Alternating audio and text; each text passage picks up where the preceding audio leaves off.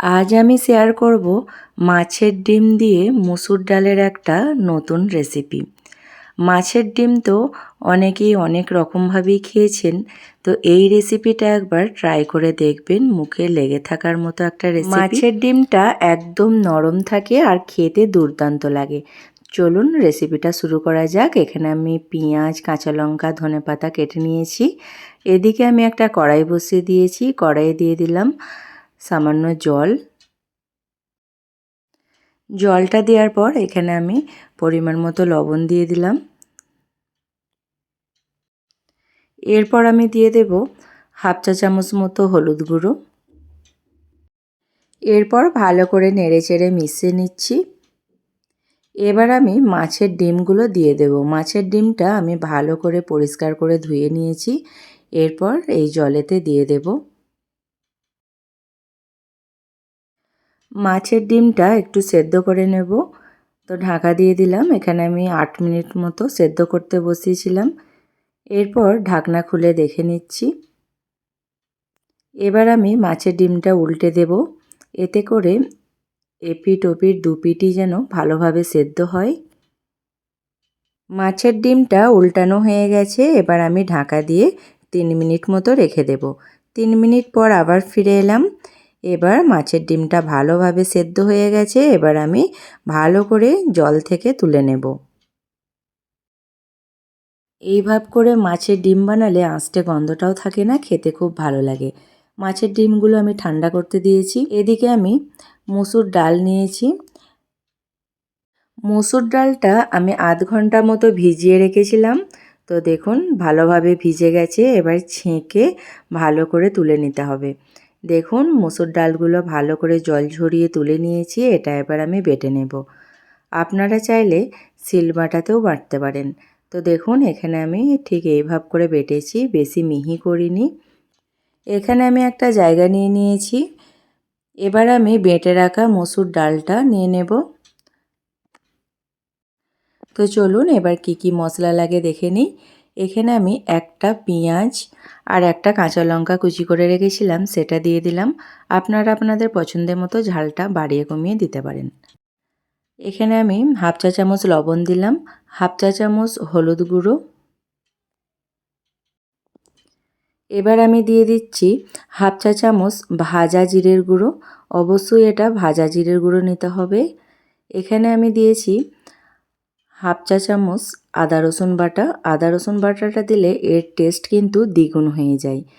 এরপর আমি মাছের ডিমটা দিয়ে দেব। মাছের ডিমটা ঠান্ডা হয়ে এসেছে। সব মাছের ডিমগুলো আমি দিয়ে দিচ্ছি। এরপর মাছের ডিমগুলো সব মশলার সাথে ভালো করে মাখিয়ে নিতে হবে। আর একটু শক্ত শক্ত যেগুলো থাকবে এই হাতের সাহায্যে একটু গুঁড়ো করে নিতে হবে। যত ভালো করে মশলাটা মাখানো যাবে এর টেস্ট কিন্তু ততই বাড়বে। এখানে আমি ভালো করে মশলার সাথে মাখিয়ে নিয়েছি। এদিকে আমি একটা মশলা রেডি করে নেব। যেই মিক্সিং জারেই আমি ডাল বেটেছিলাম সেই জারটাই নিয়ে নিলাম। একটা কুচি করে রাখা পেঁয়াজ দিয়ে দিলাম, দুটো কাঁচা লঙ্কা। কাঁচা লঙ্কাটা আপনারা কম বেশি নিতেই পারেন। এখানে আমি ধনে গুঁড়ো দিয়ে দিলাম হাফ চা চামচ। এবার দিয়ে দিলাম জিরে গুঁড়ো হাফ চা চামচ। এবার আমি হাফ চা চামচ হলুদ গুঁড়ো দিয়ে দিলাম। এরপর দিয়ে দিলাম হাফ চা চামচ শুকনো লঙ্কার গুঁড়ো। এবার হাফ চা চামচ লবণ দিলাম। লবণটা একটু দেখে দিতে হবে, কেননা ডালের বড়াতেও লবণ ছিল। এবার একটু জল দিয়ে মশলাটা আমি রেডি করে নেব। মশলাটা মিহি করেই বাটতে হবে। সব মশলা একসাথে করে আমি বেটে নিয়েছি। সুন্দর একটা মশলা রেডি হয়ে গেছে। মশলাটা আমি সাইডে রেখে দেব। এখানে আমি একটা কড়াই বসিয়ে দিয়েছি। কড়াইয়ে দিয়ে দিলাম 3 চা চামচ মতো সর্ষের তেল। এরপর আমি বড়াগুলো ভেজে নেব। এখানে আমি সর্ষের তেল দিয়েছি। সর্ষের তেল দিলেই টেস্টটা একটু বেশি ভালো হয়। আপনারা চাইলে পাম্পের তেলেও বানাতে পারেন।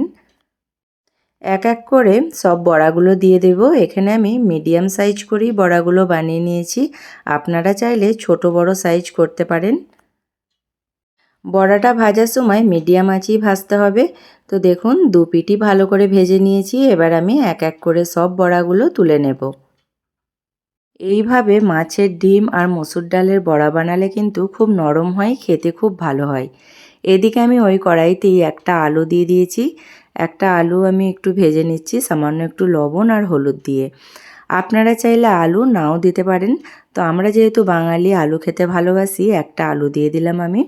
আলুটা বেশ ভালো করে ভেজে নিয়েছি। ওই কড়াইতেই সামান্য একটু তেল অ্যাড করলাম।